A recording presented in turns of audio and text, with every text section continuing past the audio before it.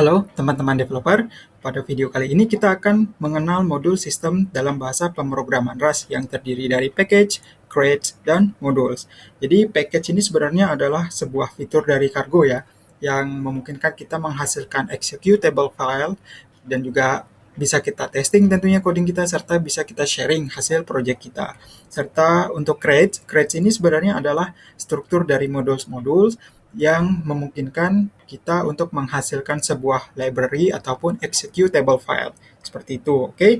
Jadi, untuk executable file ini istilahnya itu adalah binary, begitu ya. Dan juga untuk create ini yang merupakan sebuah binary ataupun library, itu ada nanti kita kenal nama istilahnya adalah create root, yang mana create root ini adalah sumber file atau source file yang memberitahukan Rust compiler untuk menjalankan compile-nya terhadap file tersebut. Jadi kalau untuk binary itu adalah lib.rs, sedangkan untuk binary itu adalah main.rs. Seperti ini ya contohnya. Nah, ini saya sudah buat nama project my project yang merupakan binary crate, oke, binary crate, sehingga kalau saya running cargo run, maka dia akan menghasilkan executable file. Dan juga kita lihat strukturnya seperti ini, ada itu src dan main.rs. Ya, ini adalah create roots dari binary create, oke. Sedangkan di bawahnya, untuk membuat library, kita tambahkan option lib, seperti ini. Kemudian nama library-nya. Terus di sini kelihatan nih, created library. Terus nama library package, oke. Sedangkan di atas ini adalah binary. Dan juga untuk strukturnya itu, untuk create root-nya, namanya seperti ini ya, src lib.rs, seperti ini. Oke, ini yang membedakan antara binary dan library. Jadi cukup mudah kok teman-teman guna membedakannya untuk mengetahui kalau dia binary atau library, seperti itu. Oke. Untuk package itu sebenarnya bisa memiliki beberapa binary crate dan secara opsional itu bisa memiliki satu buah library crate, seperti itu. Oke, nah terkait dengan uh, package begitu ya, terkait dengan package itu di Cargo sendiri secara otomatis ketika kita Cargo build, baik itu di binary dan di library, dia akan mengetahui atau memberikan informasi kepada compiler Rust-nya itu untuk menghasilkan sebuah library atau binary, begitu ya. Jadi main.rs ini akan diberitahukan kepada Rust compiler kalau ini loh filenya. Oke, Rust tinggal mengcompile dan membuild jika itu main.rs. Sedangkan untuk lib.rs ini dia hanya akan mengcompile dan tidak menghasilkan executable file. Jadi ini adalah package yang berupa library, seperti itu. Oke, dan kita lanjutkan untuk mendefinisikan modul itu seperti apa gitu kan. Juga nanti kita bisa mengkontrol scope-nya dan privasinya, seperti itu. Di sini saya buka yang library saja ya. Jadi teman-teman juga bisa silahkan bikin. Oke. Nah, di dalamnya sudah ada library filenya lib.rs. Ini memang sudah convention naming dari ini ya, sistemnya ya. Jadi kita tidak bisa nih merubah-rubah ini gitu karena memang sudah seperti itu defaultnya. Dan juga ketika membuat library itu pertama kita akan mendapati snippet test seperti ini. Nah, ini cukup dihapus saja nggak apa-apa. Kita abaikan dulu itu untuk sementara ini. Oke, yang pertama kita akan membuat library create itu yang menyediakan fungsi-fungsi dari contoh sebuah restoran misalnya, seperti itu ya, sesuai dengan Rustbook-nya. Oke, di sini saya copy paste. Nah, akan kelihatan fungsi kosong. Jadi nggak apa-apa kok fungsi kosong begini, nggak apa-apa. Maaf, nggak apa-apa dia fungsinya kosong begini, hanya contohnya saja. Jadi kalau teman-teman perhatiin, ada di sini keyword mode. Ya, keyword mode ini kita gunakan untuk menspesifikasikan atau mendefinisikan nama dari sebuah modul. Ya, di sini front of house adalah sebuah modul. Dan kemudian di dalam sebuah modul itu bisa memiliki modul yang lain. Contohnya adalah hosting dan serving. Jadi hosting dan serving ini adalah seperti sibling begitu ya. Dan dia merupakan modul dan merupakan modul dari front of house modul begitu. Jadi kayak anaknya lah begitu. Lalu, di dalam modules itu bisa mendefinisikan item-item seperti halnya sebuah fungsi. Di sini kan kita menggunakan fungsi, tapi sebenarnya bisa juga itu struct, enums, constant, threads, begitu ya, itu bisa kok. Kalau threads kan kita sudah tahu tuh contoh di program guessing game kita menggunakan rand package yang mana kita panggil RNG, random number generator threads-nya, begitu ya. Oke, nah itu ada di dalam modul rand. Begitu. Baik, mungkin untuk crate itu, kayak saya sudah sampaikan, dia adalah merupakan struktur dari modul-modul, begitu ya. Nah, gambarannya mungkin seperti ini. Jadi di sini untuk contoh ini adalah crate-nya, project name-nya, package name-nya, kemudian itu ada yang namanya modulnya front of house. Jadi di dalam modul tersebut ada dua modul lagi terdiri dari serving dan hosting, yang mana masing-masing modul tersebut memiliki fungsinya masing-masing seperti itu. Oke. Yang jelas ketika mengingat crates itu, jadi teman-teman cukup ingat seperti halnya directory dari sebuah file system atau folder begitu ya di dalam komputer kita. Jadi seperti itulah lebih kurangnya. Jadi kalau teman-teman juga baca nanti di dokumentasinya juga akan disampaikan hal yang sama seperti itu. Oke, seperti yang sudah sampaikan juga sebelumnya, saya sampaikan sebelumnya itu terkait dengan path, yang mana kita bisa gunakan untuk penamaan gitu ya, penamaan untuk item tertentu misalnya create ataupun function, maksudnya trade ataupun function begitu, bukan create. Kita itu bisa menggunakan dengan dua cara ya. Jadi untuk memberitahu ras di mana sih sebuah item dari sebuah modul, struktur modul begitu, kita gunakan yang nama istilahnya itu adalah path. Jadi kan ketika kita contohnya ingin memanggil sebuah fungsi, kita harus tahu dong path-nya di mana. Kan seperti itu. Di sini kita contohkan lagi nih. Kita buat public function. Nah, di sini kita menggunakan pub, oke. Kemudian nama functionnya misalnya eat at restaurant, oke. Seperti ini. Nah, kita akan mendefinisikan cara memanggil path dari fungsi yang ada di dalam modul kita. Ada dua cara. Yang pertama absolute path dan relative path. Oke. Kalau untuk absolute path, misalnya absolute path, itu caranya adalah diawali dengan create seperti ini, front of house, kemudian hosting, kemudian add to whitelist function. Begini ya. Sedangkan untuk relative path, itu cukup langsung nama modulnya seperti ini, kemudian nama fungsi yang diinginkan seperti ini. Oke? Kalau kita save, dia akan error. Loh, kok error? Kenapa ini? Ada masalah apa? Sedangkan modulnya sudah benar, kan gitu. Oke, di sini saya jelaskan sedikit. Di saat pertama kali kita memanggil add to whitelist function di dalam fungsi eat at restaurant yang merupakan public function yang kita miliki, yang dimaksudkan untuk bisa digunakan oleh program di luar package kita. Misalnya kita ini publish nih, kita publish nih, terus kita install di dalam project kita. Kita hanya bisa memanggil eat at restaurant, begitu kan, untuk melakukan fungsi-fungsi terkait dengan restoran, begitu, oke? Nah, kita tidak langsung memanggil modulnya, tapi memanggil fungsinya saja. Misalnya seperti itu. Nah, di sini, saat pertama kali kita memanggil add to whitelist di dalam fungsi sini, di dalam scope ini, kita kan menggunakan absolute path nih. Jadi, add to whitelist ini fungsi yang didefinisikan di dalam create yang sama, di dalam file yang sama, lib.rs, begitu. Sehingga kita itu bisa menggunakan create keyword untuk memulai yang sebagai penanda awal untuk memanggil secara absolute path. Seperti itu, oke? Jadi ketika ada create begini itu kita memanggilnya menggunakan absolute path, seperti itu ya. Dan terkait dengan errornya di sini, jadi ketika kita save atau kita compile, kita dapat error seperti ini, itu terkait dengan privacy. Privacy, oke? Ini adalah privacy error. Jadi jika kita ingin membuat sebuah item atau seperti halnya function, struct, dan lain sebagainya itu private, oke?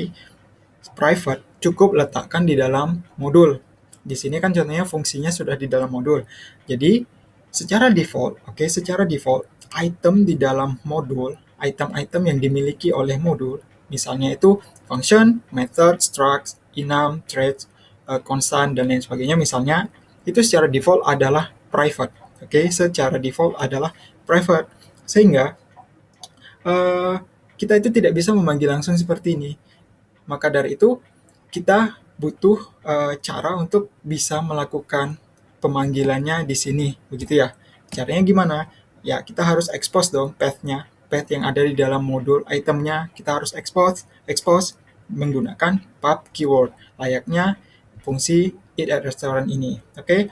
Nah, errornya kan di sini menyampaikan kepada kita begitu bahwa hosting modul itu private. Jadi kita tandain aja nih untuk dia menjadi public. Kan seperti itu. Sehingga kalau kita save, tetap akan error. Lah, ini kenapa? Apa yang terjadi? Jadi, sebenarnya ketika kita menambahkan pub keyword di depan sebuah modul, misalnya di sini hosting modul, itu membuat modulnya public. Tetapi jika kita ingin mengakses front out house itu, kita bisa mengakses si modul hosting. Begitu ya. Tetapi, ada tetapinya lagi nih, content atau item dari si modul hosting ini tetap private. Begitu, oke? Ingat, itemnya itu secara default adalah private. Sehingga, pub keyword di sini hanya untuk apa ya, memungkinkan si induknya, si parentnya, front of house ini memanggil hosting, tetapi tidak dimungkinkan untuk memanggil isi atau item dari si modul hostingnya, seperti itu. Sehingga caranya adalah kita perlu lagi menambahkan pub di sini, dan ketika di save errornya akan hilang, seperti itu ya. Mungkin ini saya tutup dulu biar nggak kelihatan. Oke, jadi errornya hilang dengan cara seperti ini ya. Kita cukup tahu ketika kita tambahkan pub dari modul hosting ini, dia hanya bisa diakses sampai di sini saja oleh front of house modul. Tapi anak atau item dari modul hosting itu nggak bisa, begitu. Karena itu sudah milik si modul hosting, bukan milik ancestornya atau induk yang paling awal, yaitu front of house modul. Sehingga kita perlu menambahkan pub keyword di depannya, seperti itu.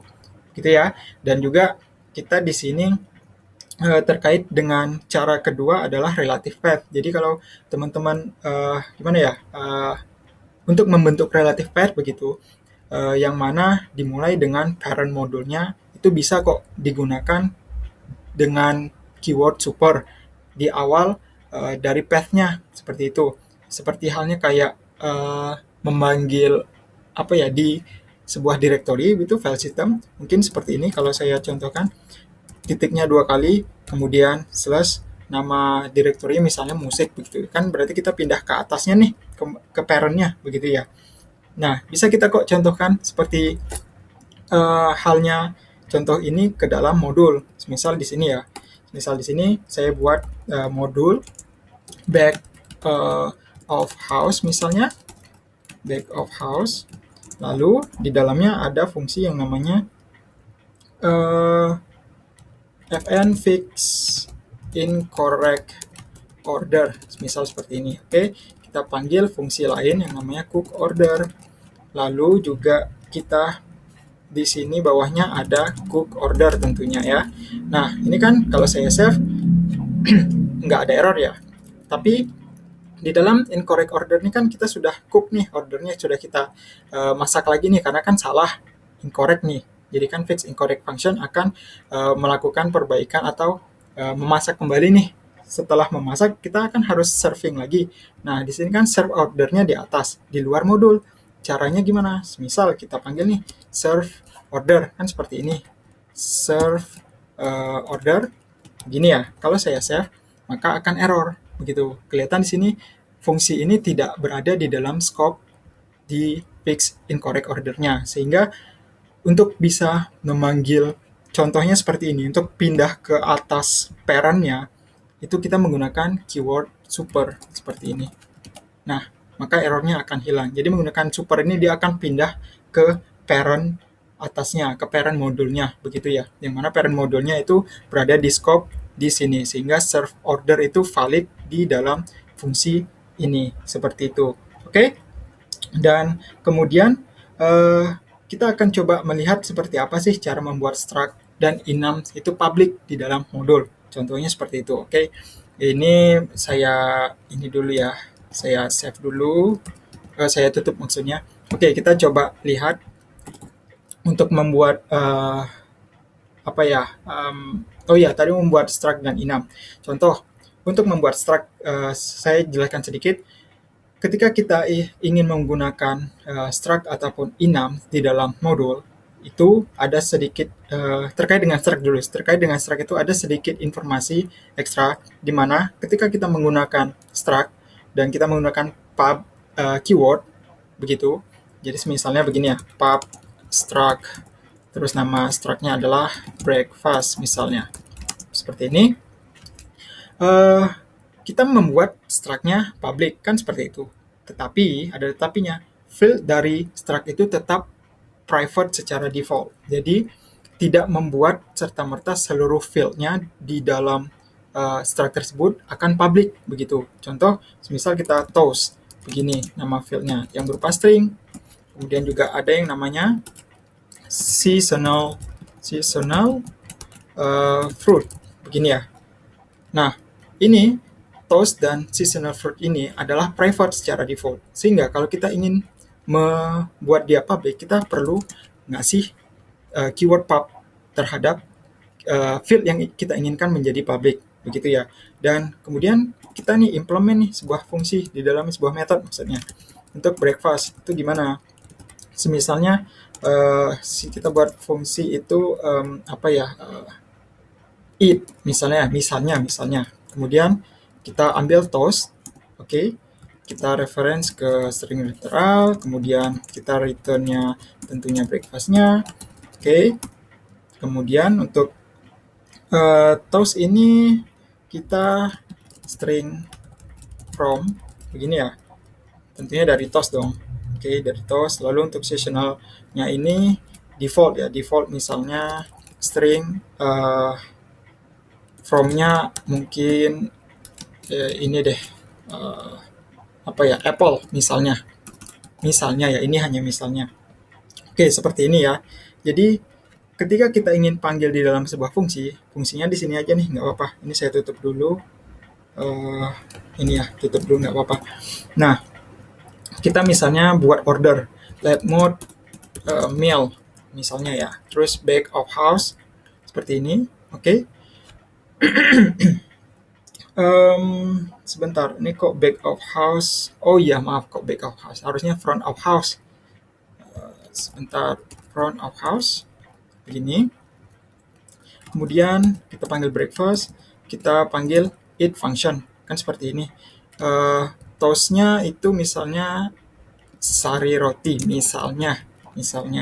Oke, seperti ini ya. Nah, ini kan nggak ada error kalau saya save.